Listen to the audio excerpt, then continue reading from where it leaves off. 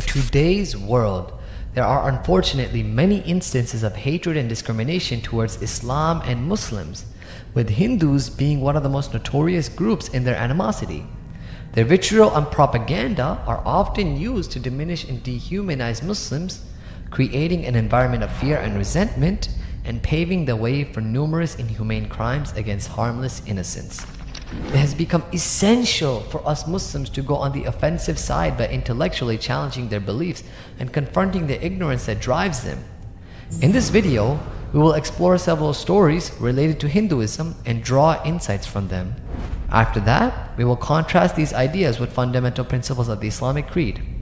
It is important to note that the stories referenced in this video have various versions that may differ in their details. It should be obvious to the listener that these stories are works of fiction, and as with any fictional narrative, there can be multiple variations and adaptations of the story. What is important for us is to reflect on the main ideas present in Hindu mythology and compare them to Islam.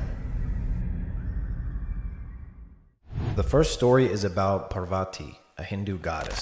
She wanted a son to keep her company when Shiva, her husband, was away. So she decided to create Ganesha out of the sandalwood paste she used for her bath and breathed life into him. She then instructed Ganesha to stand guard at the entrance while she took her bath. When Shiva returned home and tried to enter the room, he was stopped by the boy who did not recognize him. An angry Shiva cut off the boy's head, not realizing that it was his own son. Upon seeing what had happened, Parvati was devastated and inconsolable. She was filled with grief and anger at the loss of her son.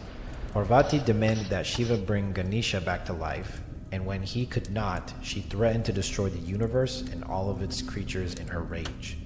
Shiva then ordered his followers to find the head of the first living creature they came across, and that turned out to be an elephant. He placed the elephant's head on the boy's body, and thus Ganesha was born with the head of an elephant and the body of a human. Hindus worship Shiva for a variety of reasons, such as wisdom and protection. In the story we just mentioned, Shiva shows qualities of anger, rage, and ignorance, which caused him to unknowingly murder his own son. In addition to that, he was incapable of bringing him back to life normally and had to replace his head with an elephant head. How can Hindus seek wisdom in Shiva if his rage and anger caused him to kill his own son? How can Hindus seek protection from Shiva if he could not protect his own son out of his ignorance? As for Parvati, she is worshipped for love, fertility, and power. Parvati's love, apparently, did not prevent her from threatening to completely destroy the entire universe over the loss of her son, and her power was not enough to bring him back. On the other hand, Allah is all-knowing. Nothing in the entirety of existence goes on without His knowledge and His permission.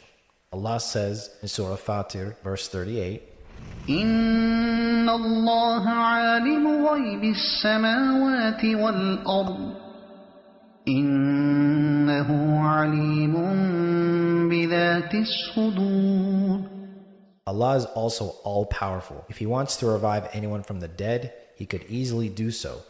Allah says in Surah Fusilat, verse 39, ومن آياته أنك ترى الأرض خاشعة فإذا أنزلنا عليها الماء اهتزت وربت إن الذي أحياها لمحيي الموتى إنه على كل شيء قدير.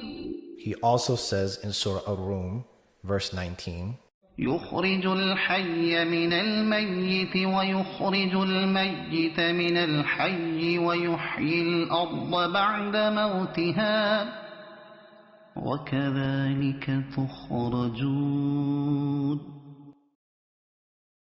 The next story is about Ganesha and his odd interaction with the moon. One night, Ganesha was out for a ride on his mount, a rat. Ganesha is often depicted as riding a mouse or a rat. As they were traveling, the moon suddenly appeared from behind a cloud and saw Ganesha. Ganesha was captivated by the moon's beauty and approached it. As he approached the moon, he fell off his mount. This caused the moon to start laughing at him. It is also said that the reason for the moon's mockery was due to Ganesha's big belly and elephant head. The moon is often associated with beauty, grace, and elegance. So when the moon saw Ganesha's unusual appearance, it found it amusing and started laughing at him. Angered by the moon's mockery, Ganesha became so incensed that he cursed the moon, declaring that it would never again be whole. The moon, realizing his mistake, begged Ganesha for forgiveness. Ganesha relented and agreed to lift the curse, but only partially. From that day forward, the moon would wax and wane, going full for a short time before shrinking back down again. This story is cited in Hindu mythology as to why the moon appears in different phases throughout the month. Hindus know Ganesha as the remover of obstacles and bringer of success and wisdom. In this story, Ganesha shows qualities of quick temper, rage, weakness, and insecurity.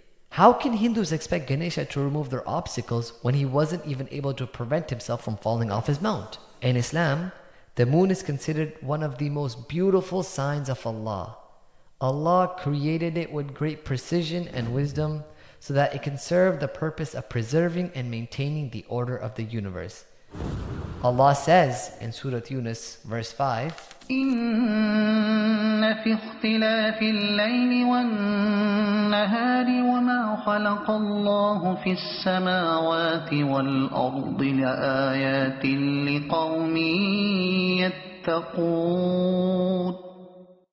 It is He who made the sun a shining radiance and the moon a light, determining phases for it so that you might know the number of years and how to calculate time. Allah did not create all this without a purpose. He explains His signs to those who understand.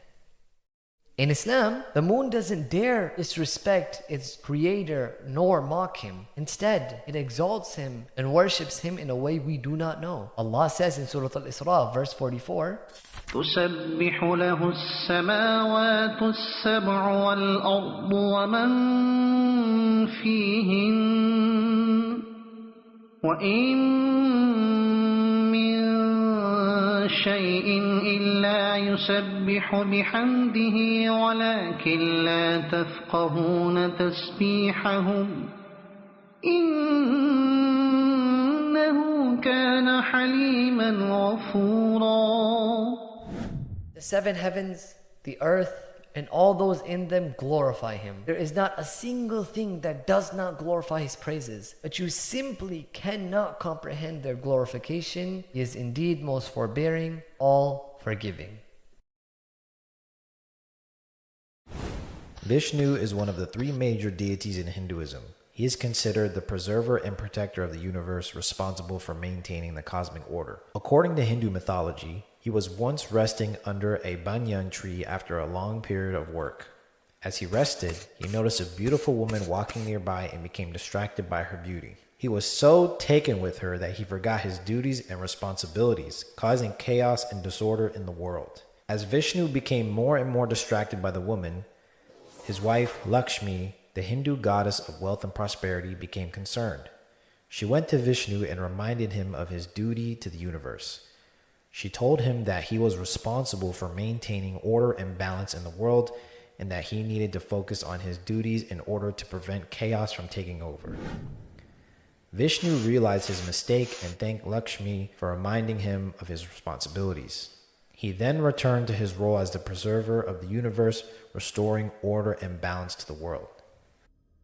There are some other versions of the story that depict Vishnu's behavior as adulterous. In these versions, Vishnu is said to have taken the form of the beautiful woman and engaged in a romantic relationship with himself.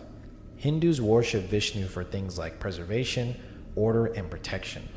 In this story, Vishnu shows qualities of tiredness, weakness, irresponsibility, and uncontrollable lust. What kind of order is Vishnu going to provide if he cannot control his own deep desires? What kind of preservation is he going to provide if he gets tired and requires rest? In Islam, Allah subhanahu wa ta'ala is exalted beyond tiredness and weakness.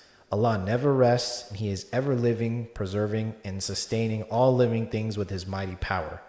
Allah says in Surah Al-Baqarah, verse 255, الله لا إله إلا هو الحي القيوم لا تأخذه سنة ولا نوم له ما في السماوات وما في الأرض من ذا الذي يشفع عنده إلا بإذنه يعلم ما بين أيديهم وما خلفهم ولا يحيطون بشيء من علمه إلا بما شاء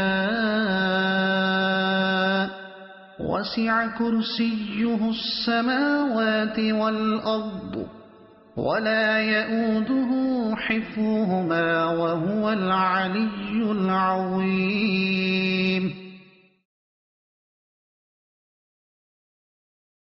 Hanuman was a young monkey with a voracious appetite. One day, he was wandering through the forest searching for food when he saw the sun rising in the sky. Hanuman was struck by the beauty of the sun and its bright orange color, which he thought resembled that of a ripe fruit. Excited by the prospect of a delicious meal, Hanuman decided to fly up and grab the sun. He flew up high into the sky and tried to take a bite of the sun, but he quickly realized his mistake. The sun was far too hot to eat, and Hanuman could not even touch it without getting burned. Surya, the sun god, became angry at Hanuman's foolish act and scolded him for his ignorance. Hanuman realized his mistake and apologized to Surya. Other versions of the story mention that Indra, another Hindu god, struck Hanuman with his thunderbolt as he was approaching the sun and made him unconscious. Hanuman is worshipped for strength, courage, and wisdom. His strength, courage, and wisdom, however, did not stop him from mistaking the sun as a fruit and then proceeding to fail to eat it, but instead fall unconscious. In Islam, however, Allah is all-knowing and all-powerful. He does not get hungry, nor does he mistake anything for something else. No one is capable of striking him unconscious like Hanuman. No one is capable of overpowering him or causing harm to him.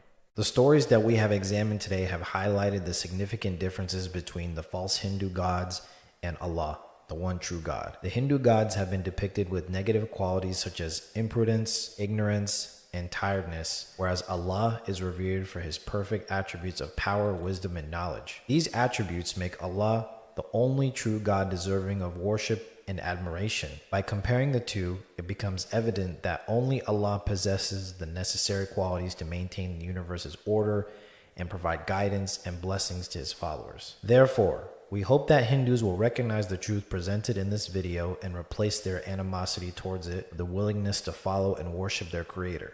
By doing so, they can fulfill their life's true purpose and attain eternal happiness. Additionally, we hope that this video has provided Muslims with more love and appreciation towards their Creator and the guidance that He has bestowed upon them.